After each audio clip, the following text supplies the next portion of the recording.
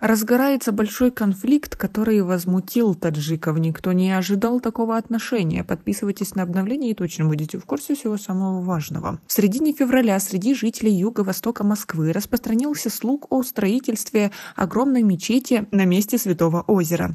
Недовольные граждане стали собирать подписи против этого и устраивать по воскресеньям мирные литургии.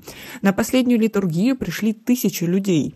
На скандал отреагировали член СПЧ Кирилл Кабанов, глава Чечни Рамзан Кадыров и даже видеоблогер Хазбик. Первые слухи о планах построить мечеть на месте, которое почитают столичные христиане, появилось в феврале. Представитель инициативной группы Татьяна Щербакова говорит, что в местных группах микрорайона Кожухово ВКонтакте появился вброс. Кто-то опубликовал фотолистовки с информацией о строительстве здания. Кто именно разместил первую публикацию, неизвестно. Тогда в местной группе перечислили 5 версий, что будет построено там, где появились строительные вагончики: торговый центр, школа, мечеть, транспортно-пересадочный узел. Однако многие местные жители полагали, что у Святого озера хотят построить сразу 2 объекта – и пересадочный узел, и мечеть. Интерес к теме подогрел выпуск программы «Спас» от 1 марта, где на протяжении часа ведущие обсуждали потенциальное строительство огромного религиозного комплекса на юго-востоке Москвы.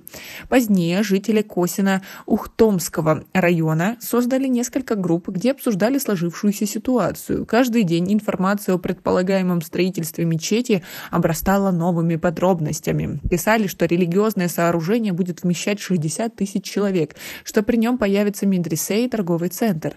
Об этом же изданию «Маслента» рассказала настоятель храма в Кожухово, где по предварительным данным начали собирать подписи под обращением к президенту против строительства мечети. Алексей Митюшин отказался назвать источник информации о возможном строительстве конкретных объектов и отказался дать комментарии.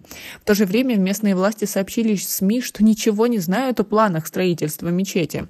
Зато на сайте комплекса градостроительной политики города давно есть информация о строительстве транспортно-пересадочного узла, улица Дмитриевского. Открыть его планируют в 3-м квартале 2024 года.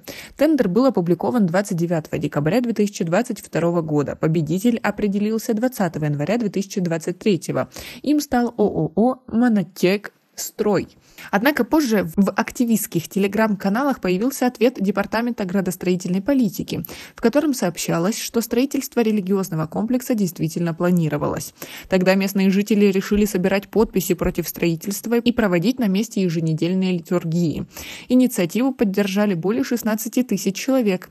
Жительница микрорайона Кожухово Елена Алексеева говорит, что все выглядит так, будто людей намеренно пытаются стравить. В этом месте всегда было много христиан, и Святое озеро для них знаковое место. Она, как и многие другие собеседники, отметила, что не выступает против строительства мечети вообще, но боится, что соседство 2 разных религиозных объектов может спровоцировать конфликт между местными жителями. Еще один фактор – пробки, куда их еще больше, продолжает она.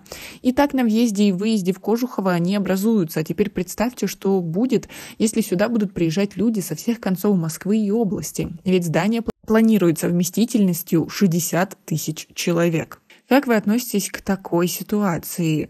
И к тому, что так резко люди выступили против. А на последнюю литургию, которая проводилась 2 апреля, пришли известные спортсмены, в том числе боец ММА Максим Дивнич. Он высказался против строительства мечети в Инстаграм и отметил, что храм Христа Спасителя вмещает всего 10 тысяч человек, что в 6 раз меньше планируемого объекта. Мне страшно представить, что где-то в Грозном или Махачкале на святом для мусульман месте будут строить православный храм, сказал он. После публикации на спортсмена обрушились оскорбления. Анонимные пользователи желали бойцу смерти и его сыну. Видеоблогер Хазбик рекомендовал ему больше не приезжать с выступлениями в Кавказские республики. В беседе с Дивнич еще раз подчеркнул, что выступает именно против строительства мечети на святом православном месте, хотя против ислама и мусульман он ничего не имеет. Скандалом в соцсетях заинтересовались в Совете по правам человека при президенте. Член СПЧ Кирилл Кабанов написал в своем телеграм-канале, что ему стало известно об угрозах, поступающих противникам строительства мечети у озера, и отметил, что в Совете не позволят сеять даже малейшие проявления русофобии. Похоже, что кто-то очень хочет довести ситуацию до прямого конфликта, прикрывая беспредел религиозным экстремизмом, написал он. А в мусульманском обществе по большей части знают об происходящем из СМИ.